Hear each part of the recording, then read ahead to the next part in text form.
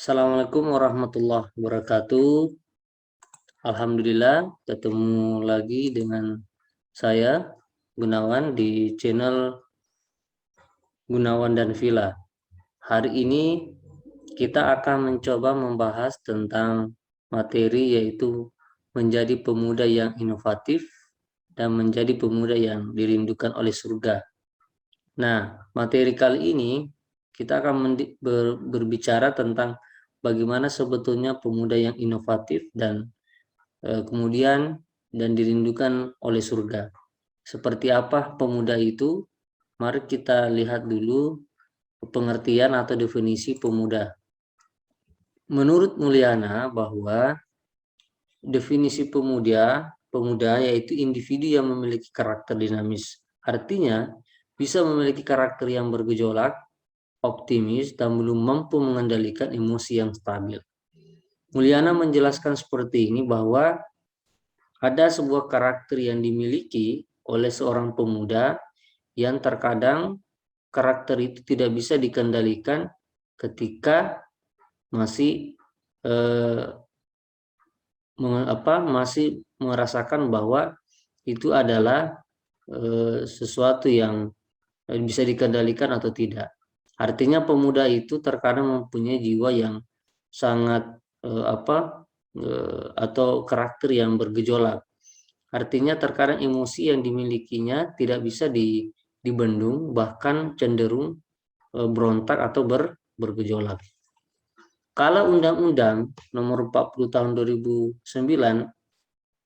pemuda adalah warga negara Indonesia yang memasuki periode penting pertumbuhan dan perkembangan usia 16 sampai 30 tahun. Nah, ini arti pemuda menurut undang-undang bahwa ketika kita masih berumur 16 tahun sampai 30 tahun, nah itu masih kategori pemuda. Nah, ini undang-undang. Tapi ada beberapa juga pengertian pemuda menurut United Nations bahwa youth is best understood as period of transition from the dependence of childhood to adulthood's independence. Jadi pemuda itu adalah bisa dipahami yaitu sebuah perkembangan transisi perkembangan dari masa anak, ya, ini perkembangan anak-anak kanak-kanakan dia kemudian menjadi seorang perkembangan menuju ke dewasa, menuju kedewasaan. Atau juga menjelaskan bahwa pemuda itu berumur antara 15 sampai 24 tahun. Bahkan ini lebih rendah sebetulnya dari Undang-Undang nomor 40 tahun 2009. Nah, dari penjelasan ini bahwa memang intinya pemuda itu dia masih kategori dari segi umur ya paling tidak belum sangat masih muda. Nah, tentu karakter atau jiwa yang dimiliki oleh seorang pemuda ini sangat sangat bergejolak. Jadi biasa kita dengar nyanyian Rhoma Irama bahwa darah muda itu apalagi namanya sangat penuh dengan banyak emosional. Nah, jadi darah muda itu darah para remaja gitu ya. Jadi menunjukkan bahwa ketika kita masih muda ada karakter yang dimiliki beda ketika misalnya dibandingkan dengan orang-orang yang sudah misalnya yang tua atau dari aspek umur yang dimiliki seorang itu. Nah, bagaimana setelah kita melihat definisi pemuda ini, tentu sekarang kita mengerti kita kira-kira berada di wilayah mana ini. Apakah hari ini kita masih merasakan pemuda atau sudah melewati fase-fase yang dijelaskan oleh tentang kepemudaan ini dari umur 16 tahun sampai 30 tahun atau umur 15 tahun sampai 20 tahun. Oke, selanjutnya adalah bagaimana memahami tentang masalah pemuda, the youth problems. dalam kehidupan sehari-hari kita bisa melihat bagaimana perkembangan pemuda itu. Dari hari ke hari kita lihat bagaimana informasi, bagaimana hal-hal yang terjadi di lingkungan kita, bahkan di sekitar kita dan lain sebagainya. Ini ada sebuah contoh problem yang dihadapi oleh pemuda saat ini. Yang pertama adalah identik dengan tawuran. Nah, artinya tawuran itu terkadang yang ada di dalamnya itu adalah para pemuda. Karena pemuda itu cenderung dia termotivasi, tersugesti untuk melakukan hal-hal yang terkadang memang di luar dari kontrol mereka. Maka tadi seperti yang dijelaskan oleh Mulyana. Jadi dia terkadang tidak bisa mengendalikan emosionalnya. Atau emosionalnya itu sekarang tidak stabil. Stabil dan tidak stabil. Tapi kecenderungannya, kalau kita lihat problem ini, misalnya dari tawuran, bagaimana kalau kita lihat fenomena atau fakta yang terjadi di lapangan itu kebanyakan adalah para pemuda. Bahkan umur-umur yang dijelaskan tadi, umur 15, 16, 20, sampai 30 tahun, kalau kita lihat itu kebanyakan dari remaja dan pemuda. Nah, inilah yang menjadi problem. Biasanya yang terjadi di masyarakat. Yang kedua adalah narkoba. Ini juga narkoba. Kalau kita lihat apa yang terjadi di lingkungan kita, ternyata orang-orang yang mengidap narkoba, orang-orang yang mengkonsumsi narkoba atau menyalahgunakan obat-obatan, nah kita lihat memang kebanyakan juga dari unsur pemuda. Nah inilah yang menjadi problem buat pemuda, karena memang tidak diiringi dengan beberapa, nanti misalnya saya jelaskan tentang bagaimana apa yang mesti harus dilakukan pemuda, sehingga problem-problem seperti ini, masalah-masalah seperti ini kita terhindar, khususnya bagi kaum pemuda. Masalah selanjutnya adalah ini masalah malas belajar. Tentu ini adalah menjadi hal yang sangat negatif untuk bagaimana mengembangkan potensi diri pemuda itu. Karena kalau pemuda sudah menanamkan sebuah sifat seperti ini, tentu bagaimana dia akan tersandra dan tidak akan mendapatkan apa-apa yang dia inginkan. Nah, kalau misalnya hal-hal seperti ini kita lihat, kecenderungannya impiannya itu tidak akan bisa didapatkan. Karena orang yang malas belajar tentu tidak akan mendapatkan apapun. Sedangkan orang yang masih terkadang belajar itu belum tentu dia mendapatkan hal apa yang diinginkan. Dibandingkan apalagi misalnya orang yang malas belajar. Ini penting. Ini adalah bagian dari problem youth, masalah-masalah yang dihadapi para pemuda. Nah, terkadang terkadang yang menjadi juga problem pemuda itu dari aspek broken home. Ini biasa yang menjadi masalah besar, the big problems of the youth, masalah besar pemuda, karena ini ada broken home. Kenapa terjadi seperti ini? Karena dari didikan seorang ibu, bapak yang sebetulnya kita impikan dengan layaknya menjadi orang tua, tapi justru yang didapatkan adalah bukan hal seperti itu. Karena kecenderungannya nanti anak-anak atau kecenderungannya para pemuda tersebut tidak mendapatkan kehidupan yang semestinya. Maksud saya adalah bagaimana mengharapkan kehidupan yang normal seperti para orang tua yang mendidik anaknya dengan baik. Tapi dengan persoalan-persoalan broken home ini, tentu ini akan menjadi problem sangat fatal buat pemuda. Kecenderungannya ketika broken home, orang tua broken home, keluarga broken home, tentu outputnya, luarannya nanti ya anak-anak itu, khususnya yang mungkin merasa dirinya bahwa terabaikan dengan didikan orang tua dan lain sebagainya, akan mengalami yang namanya kenakalan, pergaulan bebas. Nah ini yang menjadi masalah besar yang kita lihat di kehidupan para pemuda. Selanjutnya adalah ini aba ibadah. Apa yang dimaksud dengan aba ibadah? Tentu para pemuda yang kecenderungannya hanya sekedar merasakan kenyamanan, tidak ada sugesti atau motivasi untuk bagaimana mendekatkan diri, menjaga ibadah yang baik dan lain sebagainya. Ini juga sebetulnya problem. Nah, saya kira ini banyak yang terjadi dalam pemuda itu tersendiri terkait dengan bagaimana dia tidak tidak melakukan hal-hal yang sifatnya apa yang diperintahkan oleh Allah. Nah, ini abai ibadah. Bahkan kalau kita lihat ya bagaimana pemuda yang sebetulnya kalau dia sebetulnya sudah mendekatkan dirinya kepada Sang Pencipta sama Esa, ya tentu saya kira ibadahnya ini sangat luar biasa.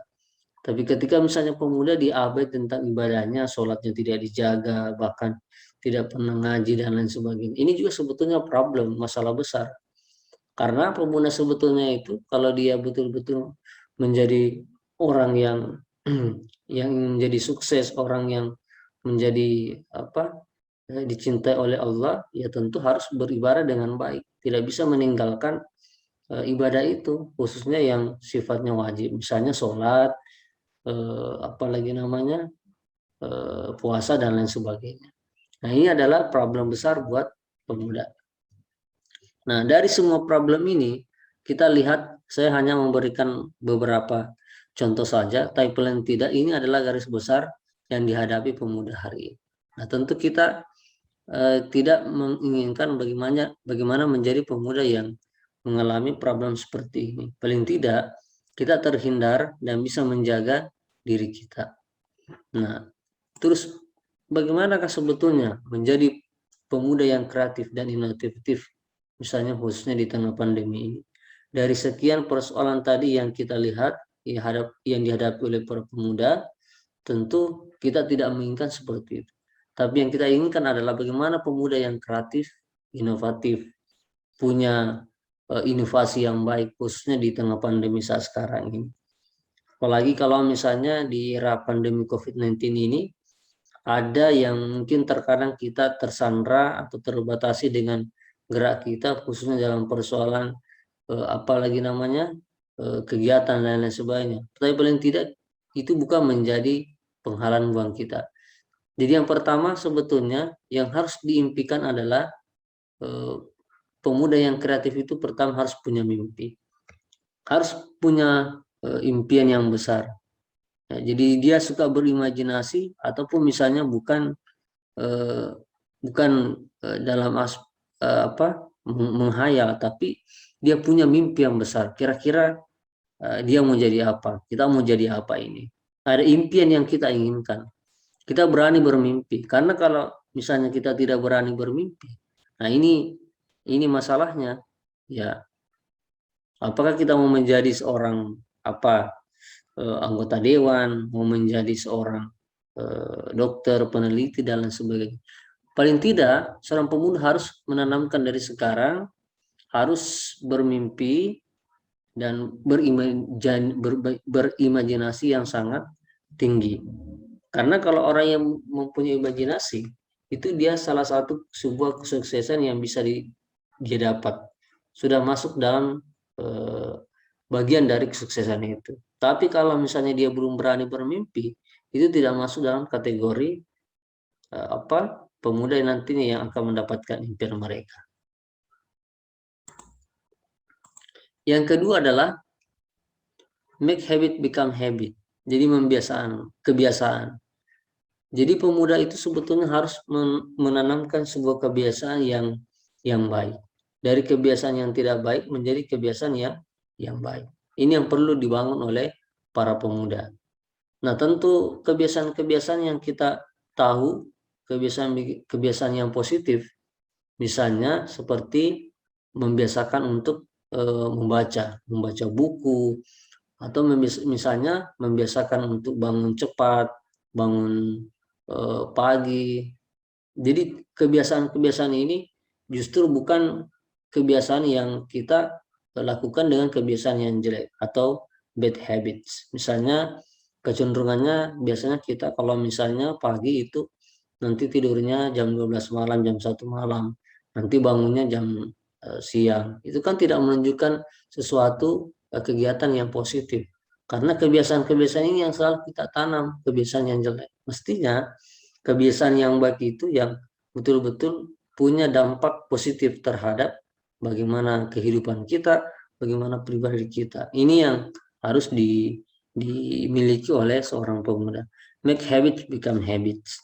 Jadi membuat sebuah kebiasaan. Kebiasaan itu bisa terjadi kalau kita sudah berupaya terus berikhtiar, kemudian berdoa, insya Allah kebiasaan itu akan muncul.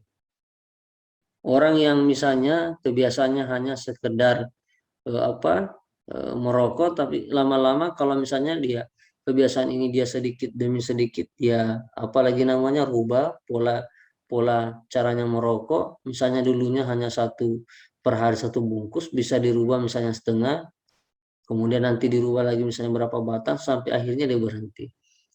Karena memang ada kebiasaan. Nah, ini pola-pola kebiasaan inilah yang terkadang kita tidak mau karena tidak ada kemauan, tidak ada sugesti untuk melakukannya. Nah, yang selanjutnya adalah bagaimana pemuda yang inovatif, yaitu don't stop to study new thing. Jadi tidak pernah berhenti belajar untuk yang sesuatu yang baru. Pemuda yang kreatif itu kecenderungannya adalah selalu menemukan sesuatu yang baru. Ada hal-hal yang memang tersugesti dalam dirinya. Ketika pemuda itu misalnya sudah menanamkan dirinya bahwa saya harus melakukan sesuatu yang lain daripada yang lain. Nah, ini adalah salah satu pemuda yang inovatif. Caranya adalah praktis.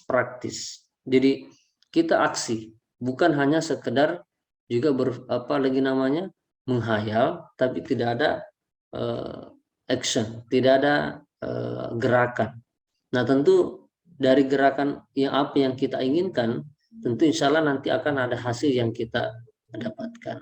Jadi pemuda yang selalu punya potensi, pemuda yang selalu punya motivasi untuk selalu melakukan hal-hal yang baru. Misalnya kecenderungannya kita terkadang melihat sesuatu itu dengan berimajinasi, kemudian kita realisasikan, praktikkan dalam bentuk di lapangan. Ya, ini ya. Jadi don't stop to study new thing. Karena beda itu. Beda kalau misalnya kita hanya sekedar menghayal tapi tidak ada aksi. Kita kira-kira ini mau apa? Kalau misalnya hari ini banyak yang para pemuda mungkin misalnya ada yang kecenderungannya main YouTube dan lain sebagainya, saya kira itu sesuatu hal yang baru buat mereka karena ada motivasi, ada impian. Ketika saya melakukan ini, insya Allah akan mendapatkan sesuatu proses, kemudian nantinya ada hasil atau pengeluaran. Nah, itu. Nah, tentu ini sangat yang kita inginkan. Nah, inilah yang kemudian yang kita mau sebetulnya betul-betul inginkan. Bagaimana pemuda yang dirindukan oleh surga. Nah, kalau misalnya kita lihat dari fenomena yang terjadi, yang apa yang saya sebutkan tadi, ya tentu kita tidak ingin ada di wilayah itu. Tapi yang sekarang kita mau adalah bagaimana kita menjadi pemuda, kemudian nanti insya Allah kita akan masuk di dalam surganya Allah. Makanya harus kita pahami bagaimanakah pemuda yang dirindukan surga itu. Ini saya ambil juga, saya baca bukunya Dr. Sulaiman bin Qasim Al-Laith. Yang pertama adalah yang senantiasa beribadah kepada Allah. Artinya apa? Yang senantiasa beribadah kepada Allah itu tidak meninggalkan segala apa yang diperintahkan oleh Allah. Yaitu misalnya tentang bagaimana kewajiban sholat. Sholat itu adalah hukumnya wajib. Nah, alangkah indahnya kelihatan secara zahirnya bahwa pemuda itu yaitu senantiasa terpaut dengan di masjid. Artinya dia selalu menjaga sholatnya, bahkan sholat apalagi namanya sholat berjamaahnya di masjid itu dia jaga. Nah, ini kalau pemuda sudah menanamkan hal-hal seperti ini, saya kira inilah pemuda yang akan sukses. Paling tidak, ya kita sukses di dunia, sukses juga di akhirat. Ini. Kemudian yang selanjutnya adalah bagaimana menjadi pemimpin yang adil. Nah, pemuda yang dirindukan oleh surga adalah salah satunya adalah pemimpin yang adil. Jadi harus adil. Jadi ketika misalnya hari ini banyak misalnya pemuda yang menjadi seorang pejabat, bupati, masih dalam apa kategori muda lah ya, sangat luar biasa. Nah, tapi ketika dalam kepemimpinannya itu, di jabatannya itu, dia memimpin dengan adil, tidak membeda-bedakan yang mana yang miskin, yang kaya, ya, dia tetap memperlakukan semuanya dalam bentuk fair. Jadi ini adalah pemimpin yang adil. Jadi bukan memihak satu hal atau memihak yang lebih kecenderungannya banyak apalagi namanya banyak uangnya dan lain sebagainya, tapi dia mengayomi secara keseluruhan. Itulah yang dirindukan oleh surga, bahwa pemimpin yang adil.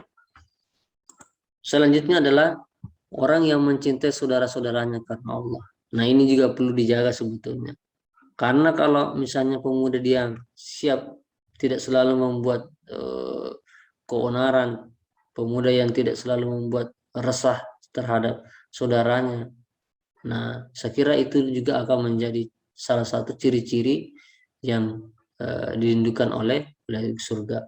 Jadi kita saling hablum minanas itu saling memberikan sebuah manfaat kepada saudara kita, kepada saudara di sekitar kita, kepada masyarakat, dan secara umum kepada saudara kita yang ada di luar sana. Karena kalau seperti ini sudah kita tanamkan bagaimana menjaga silaturahim, menjaga sikap positif kita terhadap orang, menjaga sifat sifat yang toleran terhadap orang lain, itu saya kira itu sangat akan menjadi salah satu juga ciri yang akan dirindukan oleh surga. Nah, pemuda yang seperti ini kalau dia sudah menjaga hal-hal seperti ini, saya kira nanti akan menjadi kunci sukses untuk mendapatkan ridho Allah. Nah, saya kira apa yang menjadi materi ini mudah-mudahan bisa memberikan sebuah manfaat yang luar biasa, khususnya menjadi apalagi namanya pemuda-pemuda yang dirindukan oleh surga. Jadi secara keseluruhan dari problem yang pertama tadi semua yang sudah dijelaskan, kita tidak ingin seperti itu, tapi yang kita inginkan adalah bagaimana pemuda yang menjadi dirindukan oleh surga itu seperti ini. Yang pertama adalah yaitu tadi pemuda yang tidak bisa abai terhadap ibadah. Dia terus perhatikan ibadahnya, sholatnya dan lain sebagainya. Ya, yang terakhir adalah apalagi namanya mencintai saudara-saudara. Ini. Sekira itu untuk materi kita pada kesempatan kali ini. Semoga apa yang kita sampaikan dapat memberikan manfaat buat kita semua dengan moto ampunas ampunas. Jadi sebaik manusia itu adalah ampunas, bermanfaat buat yang lain.